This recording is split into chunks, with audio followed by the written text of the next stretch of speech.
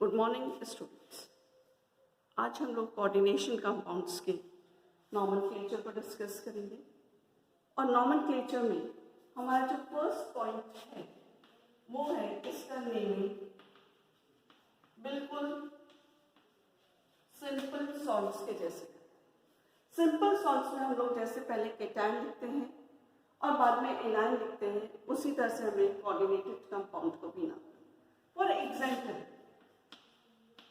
NaC, इसको हम लिखते हैं सोडियम क्लोराइड।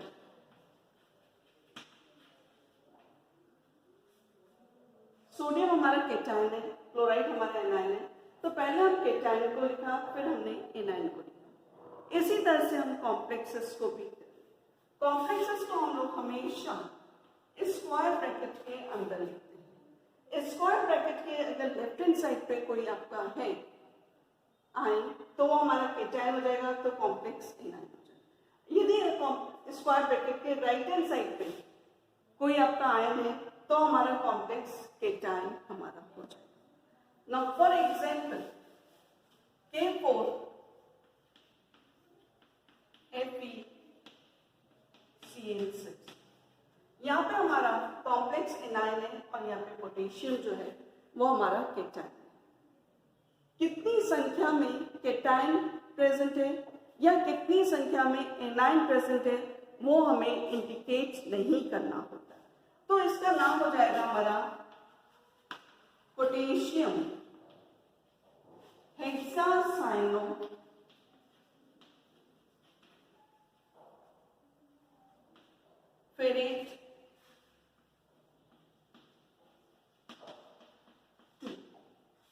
यानी कि ये हमारा आपका एनायन हो गया, ये हमारा केटायन। यहाँ पे 4 पोटेशियम प्रेजेंट है, लेकिन हमने पोटेशियम की संख्या को इंगित नहीं करना। जब भी कभी हम कॉम्प्लेक्स लिखते हैं, कॉम्प्लेक्स का नाम लिखते समय हमें सबसे पहले हम लीगेंड कॉम्प्लेक्स के नेमिंग के लिए हम क्या करेंगे, सबसे पहले हम लीगेंड का नाम लिखेंगे। लीगेंड का नाम हमें अल्फाबेटिकली ऑर्डर में लिखना है, यानी कि पहले A का आएगा, फिर B, फिर C, इस तरह से लिखना है। उसके बाद हमें मेटल लिखना है और मेटल के बाद हमें आपका रोमन न्यूमरल्स में उस मेटल की ऑक्सीडेशन स्टेट लिखनी है।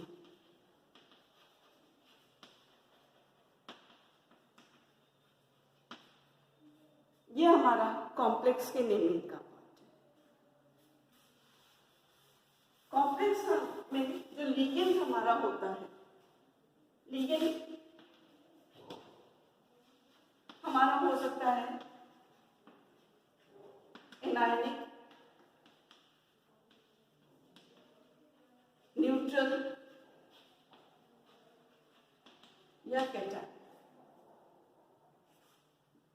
चाहे हमारा लीगेंड एनायनिक हो, न्यूट्रल हो, केटायनिक हो, लेकिन इसको हमेशा हमें अल्फाबेटिकली ऑर्डर में लिखना है। एनायनिक लीगेंड जो हमारे होते हैं उसको हम आपका एंडिंग ओ देते हैं। न्यूट्रल लीगेंड को हम आपका कोई एंडिंग नहीं होता है, और केटायनिक लीगेंड जो हमारा होता है उसको हम आपका एंडिंग देते हैं IUN। अब हमें किस तरह से नेमिंग करना है? For example, again K4 FeCl6, हमें यहाँ पे पोटेशियम लिखना है सबसे पहले।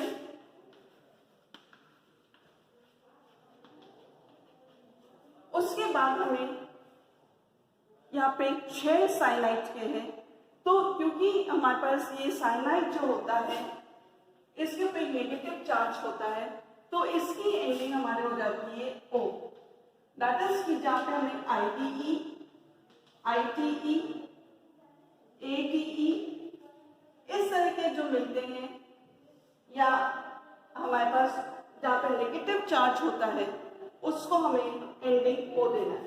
तो यहाँ पे साइनाइड जो है उसकी एंडिंग आईडी है और ये नेगेटिव है तो हमें इसकी एंडिंग ओ से हो जाएगी, तो इसका हो जाएगा हेक्सा साइनो फेरेट 2।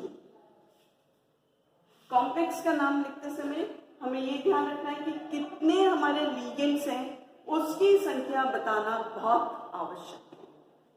इसी तरह से हम दूसरा एग्जाम्पल ले लेते हैं, CuNH3 whole 4।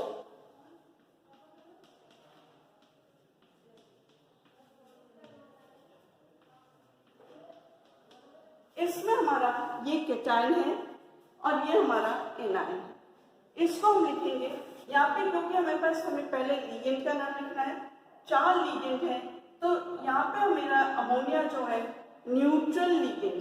Neutral ligand for example NH3, इसको हम लिखते हैं AMMINE। यदि आपने गलती से AMINE लिख दिया तो इसका तात्पर्य हो गया जो ऑर्गेनिक में NH2 ग्रुप है उससे। तो यहाँ पे आपका कॉम्प्लेक्स में ये AMI नहीं होगा, इट शुड बी AMMINE हमारा। तो हमें इसका नाम लिखना है, 4 अमोनिया के हैं तो टेट्रा AMMINE कॉपर, इसकी ऑक्सीडेशन स्टेट रोमन न्यूमरल्स में, और इसके बाद हमें यहाँ पे लिखना है सल्फेट। ये हमारा इसका नाम है। जब हमारे पास ये हो गया तो इसके बाद में अगर मान लीजिए मेरे पास यहाँ पे इस तरह से है, तो ये मेरा जो कॉम्प्लेक्स है ये चार्ज कॉम्प्लेक्स है। अगेन हमें इस पे लिखना है, पहला हमें लिगेंड का नाम यानी कि 4 है तो टेट्रा एमीन कॉपर यहाँ पे सेकेंड ऑक्सीडेशन स्टेट में है। लास्ट क्लास में हमने ऑक्सीडेशन स्टेट कैलकुलेट करना सीखा था। क्योंकि ये आयन के फॉर्म में है तो हमें यहाँ पे आयन बॉडी, हमें ये नहीं बताना है कि वो केटाइन है या एनाइन है, हमें सिंपल आपका एनाइन लिखना है। इसके बाद ये तो हमारे वही केटाइन और एनाइन कॉम्प्लेक्सेस हैं। अगर मेरे पास 2 कॉम्प्लेक्सेस मिलकर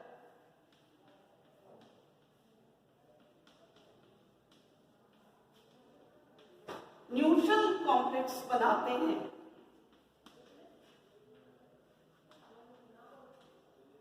यहाँ पे मेरा ये वाला जो पार्ट है ये मेरा केटाइन है, ये मेरा आपका एनाइन है। अब इसका हमें पहले इसका नाम लिखना है, फिर हमें इसका नाम लिखना है। तो हम यहाँ पे लिखेंगे टेट्रा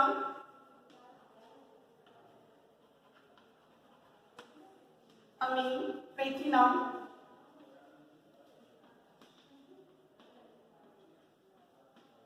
टू, इसी के आगे कंटिन्यूएशन में लिखेंगे टेट्रा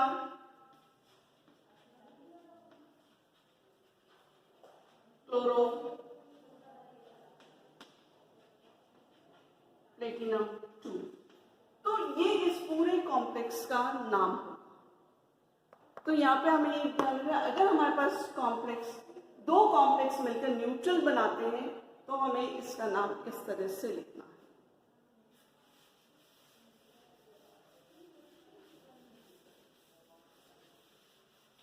ये आपका नेमिंग का है। इसके बाद यदि हमारा कोई ब्रिज लिगेंड है, यानी कि वो लिगेंड आपके 2 मेटल्स को ज्वाइन करता है, तो उसको हम आपका म्यू लिखकर रिप्रेजेंट करते हैं। यदि किसी लिगेंड के अंदर हमारा डाई ट्राई टेट्रा इस तरह के वर्ड्स आते हैं तो हमें डाई के लिए लिखना होता है बिस, ट्राई के लिए लिखना होगा ट्रिस, टेट्रा के लिए लिखेंगे टेट्राटिस। इस तरह से वर्ड लिखना है। फॉर एग्जाम्पल, यदि हमारा इथिलीन डायमीन है, इथिलीन डायमीन को हम EN से रिप्रेजेंट करते हैं और इथिलीन डायमीन को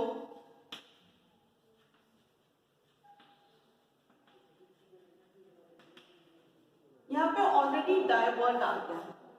यदि किसी में ethylene diamine, for example Cl,